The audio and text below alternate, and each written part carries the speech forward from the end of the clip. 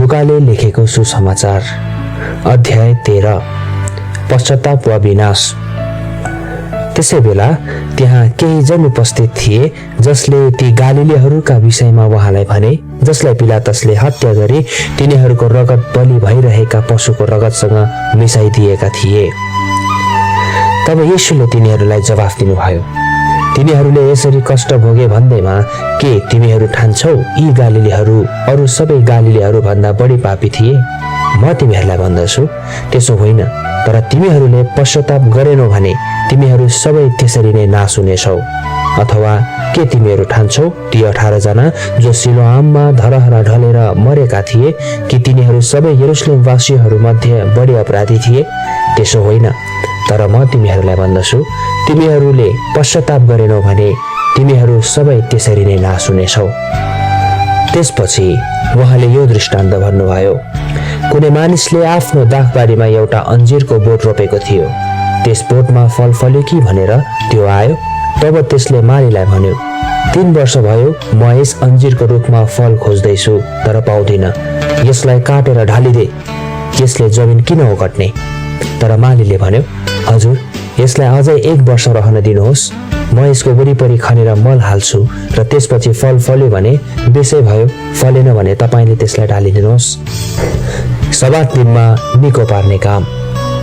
एक सब्बात दिन कुनै एउटा सभाघरमा उहाँले शिक्षा दिइरहनु भएको थियो। त्यहाँ एउटी स्त्री थिए जसलाई 18 वर्षदेखि दुर्बल पार्ने दुष्टात्मा लागेको थियो।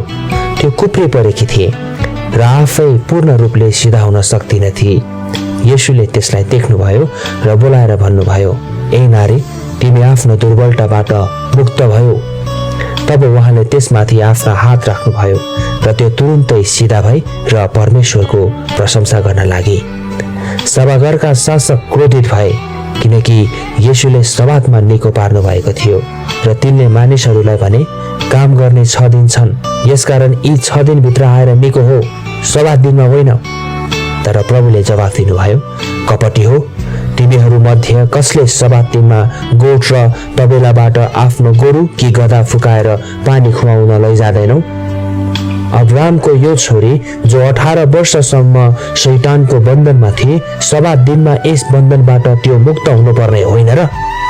उहाँले यी कुरा भन्नु भएपछि उहाँका विरोधीहरू सबै शर्ममा परे, तर उहाँले गर्नुभएका सबै महिमामय कामहरूमा मानिसहरू आनन्दित भए। रायोको बिउ र खमीरको दृष्टान्त। तब उहाँले भन्नुभयो, परमेश्वरको राज्य के जस्तो छ, त्यसको तुलना म केसँग गरौँ? त्यो रायोको बिउको एउटा दाना जस्तो हो जो एकजना मानिसले लगेर आफ्नो बारीमा रोप्यो र त्यो बढेर एउटा रुख भयो र आकाशका चराचुरुङ्गीहरूले त्यसका हाँगाहरूमा गोड बनाए। फेरि उहाँले भन्नुभयो, परमेश्वरको राज्यलाई म केसँग तुलना गरौँ? त्यो खमीर जस्तो हो जो एउटी स्त्रीले 25 किलो पिठोमा मिसाई र पुरै पिठो खमिरी भइहाल्यो। साँगुरो ढोका। अब सहर सहर र गाउँ गाउँ भएर यात्रा गर्दै शिक्षा दिँदै उहाँ यरुशलेमतिर जानुभयो। कुनै एकजनाले उहाँलाई सोध्यो, प्रभु, के उद्धार पाउनेहरू थोरै छन्?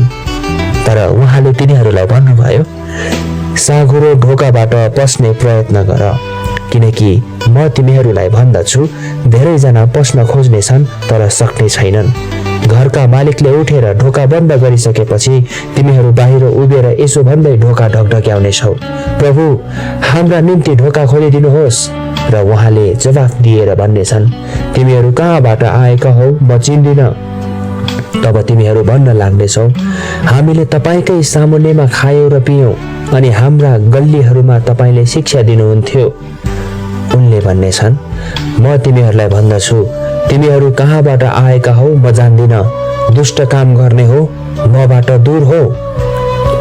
जब तिमीहरूले अब्राहम, इसाक, याकुब र सबै अगमवक्ताहरूलाई परमेश्वरको राज्यभित्र देख्नेछौ अनि तिमीहरू आफै चाहिँ बाहिर फालिएका हुन्छौ, तब तिमीहरू विलाप गर्नेछौ र दारा किट्नेछौ। मानिसहरू पूर्व, पश्चिम, उत्तर र दक्षिणबाट आएर परमेश्वरका राज्यको भोजमा बस्नेछन्। हेर, पछिल्लाहरू चाहिँ पहिला हुनेछन् र पहिलाहरू चाहिँ पछिल्ला। त्यसै बेला कोही कोही फरिसीहरूले आएर उहाँलाई भने, यहाँबाट निस्केर जानुहोस्, किनभने हेरोदले तपाईलाई मार्न चाहन्छन्। उहाँले तिनीहरूलाई भन्नुभयो, गएर त्यस स्याललाई भन, हेर आज र भोलि म भूतहरू धपाउँछु र निको पार्ने काम गर्छु अनि तेस्रो दिन चाहिँ मेरो कार्य पूर्ण हुनेछ। तापनि आज भोलि र पर्सि पनि म हिँडि नै रहनुपर्छ, किनभने यरुशलेम बाहिर कुनै अगमवक्ताको मृत्यु हुनै सक्दैन। यरुशलेमको लागि येशूको बिलौना। यरुशलेम, ए यरुशलेम, त अगमवक्ताहरूलाई मार्छस् र त कहाँ पठाइएकाहरूमाथि ढुङ्गा वर्षाउँछस्। जसरी पोथीले आफ्ना चल्लाहरूलाई पखेटा मुनि बटुल्छ, त्यसरी नै कतिपल्ट मैले तेरा बालकहरूलाई बटुल्ने इच्छा गरे, तर त मानिनस्। हेर, तेरो घर उजाड भएको छ। म तँलाई भन्दछु, जबसम्म तैले धन्य हुन् परमप्रभुको नाउँमा आउने भन्दैनस्, तबसम्म मलाई देख्ने छैनस्। आमेन।